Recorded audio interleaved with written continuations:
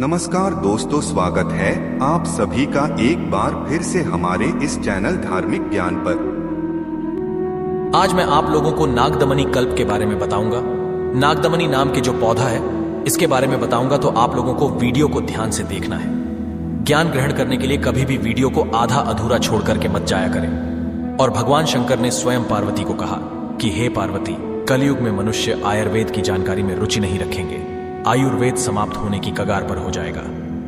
अब भगवान शंकर ने माता पार्वती को कहा, हे पार्वती, मानव के कल्याण के लिए जो लोग आयुर्वेद को अपनाना चाहेंगे, आयुर्वेद में, क्योंकि दोस्तों हम भी आप लोगों को बार बार बोलते हैं आयुर्वेद में जीवन छुपा है, तो जो लोग आयुर्वेद को सीख जाएंगे, हे पार्वती, कलयुग में ऐसे मनुष्य की उम्र बराचा जाएगी। दोस्तों, कलयुग आते आते मनुष्य की उम्र 20 वर्ष तक हो जाएगी।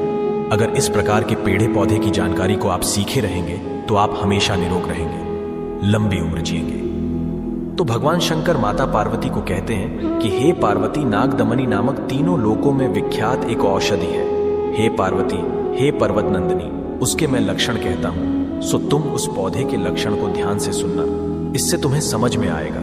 तो भगवान शंकर पार्वती को कहते हैं कि हे पार्वती, उस पौधे की जो नागदमनी है उसकी नाल कृष्ण वर्ण की है, पत्ता पान के पत्ते के समान है और जो फूल है पित्त वर्ण का होता है।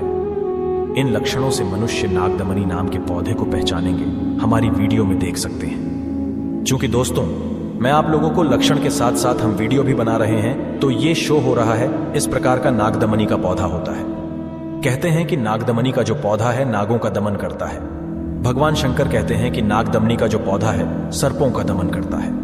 अत नागदमनी इस नाम से बहुत ही ज्यादा प्रसिद्ध है, अर्थात नागों का, सर्पों का जो विष है उसका ये नाश करने का काम करता है, इसलिए बहुत ही ज्यादा ये प्रसिद्ध है। ये तीनों लोकों में मंगलय, पवित्र, श्री, घृत, स्मृति, विद्या, कीर्ति, मेधा और श्रुति ये सब चीज देने वाला कहा गया है।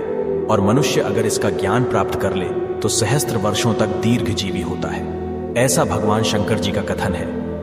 ये भगवान शंकर कहते हैं कि हे पार्वती, ये जो नागदमनी का पौधा है अगर कोई व्यक्ति घर में लगाए तो शीघ्र ही ये दरिद्रता का नाश करता है, सदा सौभाग्य प्रदान करता है और ये शांति को देने वाला, पुष्टि देने वाला, सभी कर्मों को करने वाला ये बहुत ही शुभ पौधा है।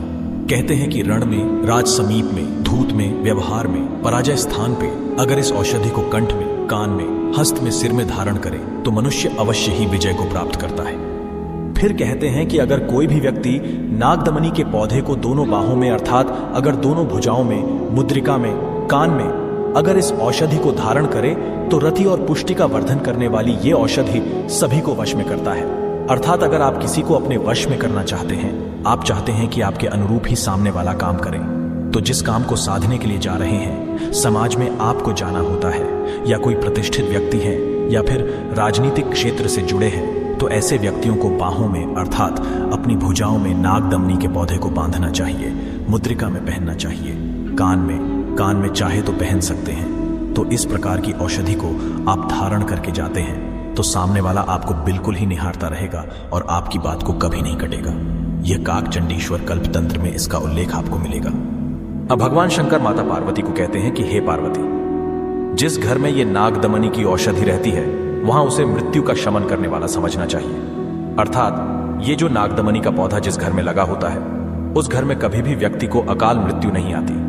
नाना प्रकार की जो दुर्घटनावश या फिर प्रकृति दुर्घटना हम बोल सकते हैं जिससे मृत्यु होती है, इन सारे मृत्यु के बंधन से व्यक्ति मुक्त हो जाता है। कहते हैं कि अग्नि प्रवेश में, समुद्र में और संग्राम में ब्याग में राक्षस हैं, या फिर सी का जो समूह है वहां पे जाना है, वाद विवाद में जाना है, या फिर शत्रु से अगर आप संकट में घिरे हैं, तो दोस्तों जिसके कंठ में, अर्थात जिसके गले में नागदमनी नाम की औषधि का पत्ता बंधा हो, कंठ में बंधा हो, तो ऐसे व्यक्ति का कोई भी बाल बांका नहीं कर पाता। और ये कथन भगवान शंकर का है। भगवान शंकर माता पार्वती को बतलाए हैं और इस प्रकार की बात को कभी भी झुठलाया नहीं जा सकता। इसके बाद भगवान शंकर माता पार्वती को कहते हैं कि हे पार्वती, ईश्वर स्वरूप ये जो औषधि है ये स्थावर, अर्थात दोस्तों ऐसा विष जो कि क्षण मात्र में मनुष्य को भस्म कर सकता है, नष्ट कर सकता है, प्राण को ले सकता है, इस प्रकार के विश्व को भी क्षण मात्र में इसका अगर सेवन करा दिया जाए तो वह दूर हो जाता है। और कहते हैं भगवान शंकर स्वयं काकचंडीश्वर कल्प तंत्र में भी इसका उल्लेख किया है। कहते हैं कि जंगम विष को यह शीघ्र नष्ट करता है और इस प्रकार के अन्य विष जैसे कि खाया हुआ जो जहर है। अगर इस औषधि को देखें, अगर छोटा जहर है, कोई ज्यादा गंभीर जहर नहीं है, तो अगर इस पौधे को देखें तो देखने मात्र से वह जहर समाप्त हो जाता है, वह विष समाप्त हो जाता है। और अगर इस पौधे का प्रयोग सीख जाए, इस पौधे को खिला दे, इसके पत्ते को खिला दे, तो सभी प्रकार के जहर को समाप्त कर देता है। दोस्तों, इसके बाद बिच्छू का दोष और सर्प का विष अगर छुड़ाना हो तो यह पौधा रामबाण की तरह काम करता है।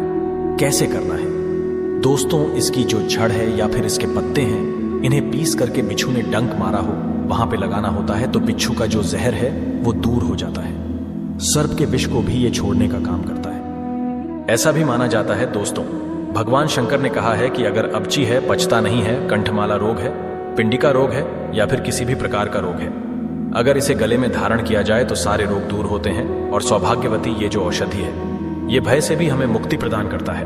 अर्थात दोस्तों, सर्प का भय है, काल का भय है, राक्षस का भय है, सभी भय से हम मुक्त हो जाते हैं। इसके बाद कहते हैं कि नागदमनी को हृदय रोग की रामबाण दवा कहा गया है।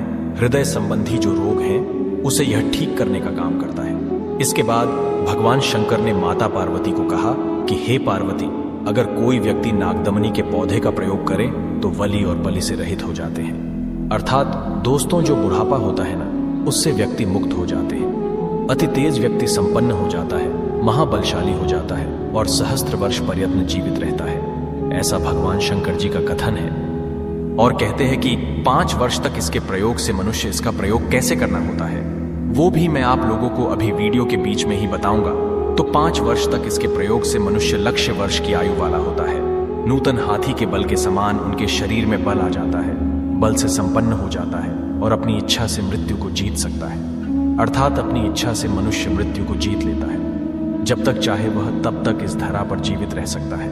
सभी प्रकार की जो व्याधि है, इन सब से वह कहा जाए तो मुक्त हो जाता है। इसके बाद भगवान शंकर माता पार्वती को कहते हैं कि हे देवी, इसका प्रयोग शहद के साथ में करना चाहिए। अर्थात जिसे हम हनी मधुरस बोलते हैं, उसके साथ में इसके 2 पत्तों का सेवन करना चाहिए। इसके बाद कहते हैं कि मधु के साथ अगर मिलाकर लिंग पर अगर इसका लेप किया जाए तो यन संपन्न नारी को भी वश में किया जा सकता है। घृत के साथ अर्थात घी के साथ मिला करके योनि पर अगर इसके पत्ते को पिस करके लेप किया जाए, घी के साथ मिला करके, तो बंद जो स्त्री है जो कि बच्चा देने में समर्थवान नहीं है, ऐसी स्त्री भी बच्चा देने में समर्थवान हो जाती है, गर्भधारण हो जाता है। इस जानकारी को हमेशा मैं बता रहा हूं, किसी पेन कॉपी में नोट करके रखा करें। ये बाद में चल करके बहुत काम आती है और सभी प्रकार के जहर को, सभी प्रकार के विष को ये उतारने का काम करता है। जो लोग धन की कामना रखे या फिर जो व्यक्ति चाहते हैं कि उनके घर में सर्प बाधा ना हो, ऐसा भी दोस्तों उल्लेख है कि इसके पौधे को घर में लगाने से, नागदमनी के पौधे को घर में लगाने से कभी सर्प आपके घर में नहीं आएगा। बिच्छू या फिर हिंसक जो जानवर है, पशु है, हिंसा जो बोल सकते हैं, कीट पतंग है, वो भी आपके घर में नहीं आएंगे। सो आप अपनी सुरक्षा के लिए, अपने परिजनों की सुरक्षा के लिए इस दिव्य औषधि को आप अपने घर में जरूर लगाइए। वैसे इसकी 3 प्रजाति होती है, लेकिन दोस्तों हमारी वीडियो में जो देख रहे हैं, ये सबसे ज्यादा उत्तम नागदमनी है। नागदमनी के पौधा घर में लगाने से भगवान शंकर ने स्वयं कहा है कि ये सभी प्रकार से श्री संपन्न होता, अर्थात लक्ष्मी की प्राप्ति होती है, धन वैभव की प्राप्ति होती है।